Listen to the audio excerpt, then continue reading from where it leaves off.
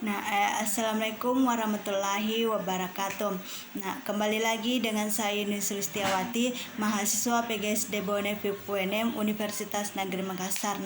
Di sini saya akan menjelaskan mengenai jenis data, skala pengukuran dan kurva normal. Adapun pengertian data yaitu pengertian data dapat berarti fakta dari suatu objek yang diamati yang dapat berupa angka-angka maupun kata-kata. Sedangkan jika dipandang dari sisi statistika, menurut Siswandari tahun 2009 dalam Aditya tahun 2013, data merupakan fakta-fakta yang akan digunakan sebagai bahan penarikan kesimpulan. Menurut Arikunto tahun 2002 yaitu data adalah hasil pencatatan peneliti baik berupa fakta maupun berupa angka. Jadi dapat disimpulkan bahwa data merupakan kumpulan fakta atau informasi yang diperoleh dari suatu pengukuran atau penelitian. Yang kedua di sini jenis-jenis data. Berdasarkan bentuk dan sifatnya, data dapat dibedakan dalam dua jenis, yaitu yang pertama data kualitatif. Di sini data kualitatif adalah data yang berbentuk kata-kata, bukan dalam bentuk angka. Data kualitatif dapat diperoleh melalui wawancara, diskusi, atau observasi. Selanjutnya itu yang kedua, data kuantitatif. Data kuantitatif adalah data yang berbentuk angka atau bilangan. Data kuantitatif dapat dibedakan menjadi dua, yaitu data diskrit dan data kontinu. Data diskrit adalah data dalam bentuk angka yang diperoleh dengan cara membilang dan membentuk bilangan bulat atau bilangan bulat pecahan. Sedangkan data kontinu yaitu data kontinu adalah data dalam bentuk angka yang diperoleh berdasarkan hasil pengukuran. Dapat berbentuk pecahan ataupun bilangan bulat.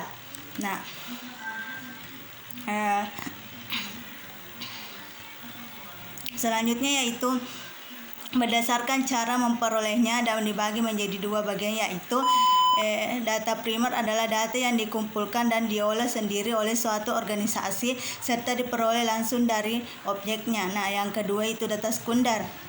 Data sekunder adalah data yang diperoleh dalam bentuk yang sudah dikumpulkan dan diolah oleh pihak lain. Biasanya data itu dicatat dalam bentuk publikasi.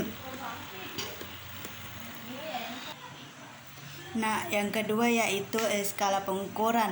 Skala pengukuran adalah kemampuan untuk membedakan satu nilai terhadap lainnya dari suatu sifat yang diamati. Yang pertama itu skala nominal. Skala nominal adalah skala yang paling sederhana di mana angka yang diberikan kepada suatu kategori tidak menggambarkan kedudukan kategori tersebut terhadap kategori lainnya, tetapi hanya sekadar kode. Di mana angka yang diberikan kepada objek mempunyai arti sebagai label saja dan tidak menunjukkan tingkatan apa saja. Yang kedua yaitu skala ordinal. Skala ordinal ini lebih tinggi daripada skala nominal dan sering juga disebut dengan skala peringkat. Hal ini karena dalam skala ordinal lambang-lambang bilangan hasil pengukuran selain menunjukkan pembedaan juga menunjukkan urutan atau tingkatan objek yang diukur menurut karakteristik tertentu. Selanjutnya yaitu yang ketiga skala interval. Skala interval adalah skala yang mengurutkan objek berdasarkan suatu atribut yang memberikan informasi tentang interval antara satu objek dengan objek yang lainnya adalah sama atau dengan kata lain yang jaraknya sama. Yang keempat yaitu skala rasio. Skala rasio adalah skala data dengan kualitas paling tinggi. Pada skala rasio terdapat semua karakteristik skala nominal, ordinal, dan skala interval ditambah dengan sifat adanya nilai nol yang bersifat mutlak. Selanjutnya yaitu kurva normal. Pengertian kurva normal ini merupakan suatu alat statistik yang sangat penting untuk menaksir dan meramalkan peristiwa-peristiwa yang lebih luas. Grafiknya disebut kurva normal terbentuk lonceng Selanjutnya itu persamaan matematika distribusi peluang normal kontinu bergantung pada dua parameter dan yaitu rataan dan simpangan bakunya. Selanjutnya ciri-ciri kurva normal. Yang pertama, bentuk kurva normal. Bentuk kurva normal menyerupai bentuk genta atau bel. Kurva normal merupakan suatu poligon yang dilicinkan yang mana ordinatnya memuat frekuensi dan absisnya memuat nilai variabel. Nah, bentuk kurva normal adalah simetris sehingga luas rata-rata atau min ke kanan dan ke kiri masing-masing mendekati 50%. Nah, memiliki satu modus. Nah, yang kedua yaitu daerah kurva normal. Nah, ruangan yang dibatasi daerah kurva dengan ambisnya disebut dengan kurva normal, yaitu luas daerah kurva normal biasa dinyatakan dalam persen atau proporsi. Dengan kata lain, luas daerah kurva normal adalah 100% apabila dinyatakan dalam persen, dan apabila dinyatakan dalam proporsi, luas daerah kurva normal adalah